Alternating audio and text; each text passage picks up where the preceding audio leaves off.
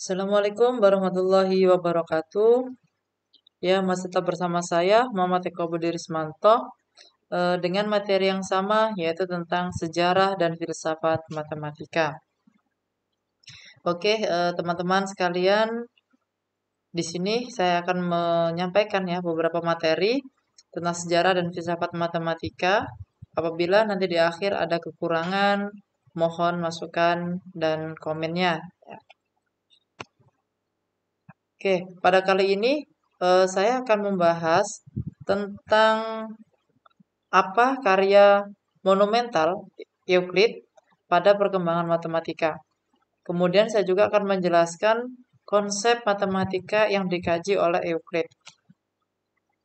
Oke, yang pertama yaitu tentang karya monumental Euclid pada saat berpengaruh apa saja yang berpengaruh dalam perkembangan matematika. Ya, salah satu karya yang monumental Euclid adalah Elementa atau yang biasa disebut dengan Elements yang ditulis sekitar pada tahun 300 sebelum Masehi. Yang mana buku ini adalah salah satu karya yang paling berpengaruh dalam sejarah matematika dan juga menjadi dasar bagi banyak teori dan prinsip matematika. Nah, kemudian ada beberapa kontribusi dari buku Elementa ini yang dikarya oleh Euclid. Kontribusi yang pertama yaitu eh, statisasi pengetahuan matematika, yang mana di sini Euclid itu mengorganisir dan juga menyajikan pengetahuan matematika yang ada pada masanya secara sistematis. Elemen ini terdiri dari 13 buku yang membahas berbagai konsep matematis dengan pendekatan yang logis dan juga deduktif. Kemudian kontribusi yang kedua dari buku ini adalah aksioma dan teori. Euclid pada kontribusi ini Euclid memperkenalkan metode deduksi yang dimulai dari sejumlah aksioma dan juga postulat dasar yang diterima sebagai kebenaran. Nah, di sana ia buktikan berbagai teorema matematis dalam sebuah buku karyanya. Kemudian kontribusi yang ketiga yaitu dalam dunia geometri. Sebagian besar si A itu berkaitan dengan geometri termasuk sifat-sifat garis, sudut, bidang, dan juga bentuk 2 dimensi dan juga 3 dimensi. Di mana ia memberikan definisi yang jelas dan juga bukti yang sistematis untuk berbagai teorema geometri, termasuk juga salah satunya adalah teorema Pythagoras. Nah, kemudian ada beberapa konsep matematika yang telah dikaji oleh Euclid. Yang pertama adalah konsep geometri. Pada buku Elementa itu telah menjelaskan bahwasannya geometri Euclid atau Euclidean ya, yang mencakup sifat-sifat dan hubungan antara titik, garis, dan juga bidang. Yang mana buku ini itu mencakup berbagai konsep seperti segitiga, kemudian lingkaran, dan juga poligon, serta teorema-teorema yang berkaitan dengan sifat-sifat tersebut. Nah, kemudian konsep yang kedua adalah aksioma dan postulat.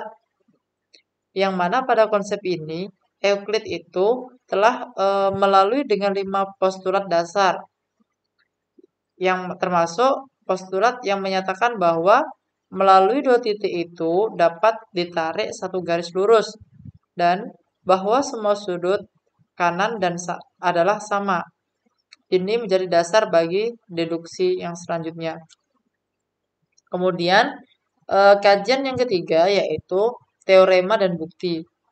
Nah, di sini dia itu mengembangkan bahwasanya metode pembuktian yang rigor di mana setiap teorema itu dinyatakan secara jelas dan juga dibuktikan berdasarkan aksioma dan teorema sebelumnya. Jadi, ia itu membentuk dasar bagi metode pembuktian formal dan juga secara matematis. Kemudian pada kajian yang ketiga, konsep yang dikaji yang selanjutnya, ya maaf, yang keempat, yaitu adalah sebuah bilangan. Nah, pada bukunya, ya Elementa tadi, yang mengkaji tentang teorema bilangan, itu selain geometri, buku itu juga membahas teori bilangan, yang termasuk konsep bilangan prima, pembagian, rasio, dan juga sebagainya. Yang dimana di situ yang mencakup tentang bilangan. Ya. Nah, jadi kesimpulan dari topik tersebut ya tentang Euclid atau buku karyanya yang monumental ya, yaitu terdapat karya yang disebut dengan Elementa. Jadi oleh Euclid bukan hanya sebuah karya monumental dalam geometri saja, akan tetapi juga telah mendefinisikan cara berpikir matematis yang sistematik dan juga logis. Yang mana karya ini itu telah digunakan selama beberapa abad ya, atau berabad-abad sebagai teks pengajaran dalam matematika dan juga menjadi dasar bagi banyak cabang ilmu matematika yang berkembang setelahnya. Pengaruhnya buku inilah sangat besar dan juga terasa dalam matematika dari zaman dahulu hingga saat ini.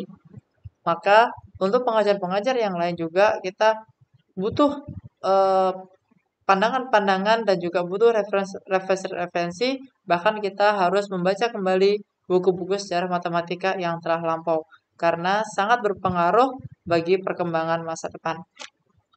Oke, mungkin itu yang dapat saya sampaikan mengenai materi atau topik kali ini tentang di pelajaran filsafat matematika ya, sejarah dan filsafat matematika. Sampai jumpa di materi yang selanjutnya. Oke, akhir kalam. Assalamualaikum warahmatullahi wabarakatuh.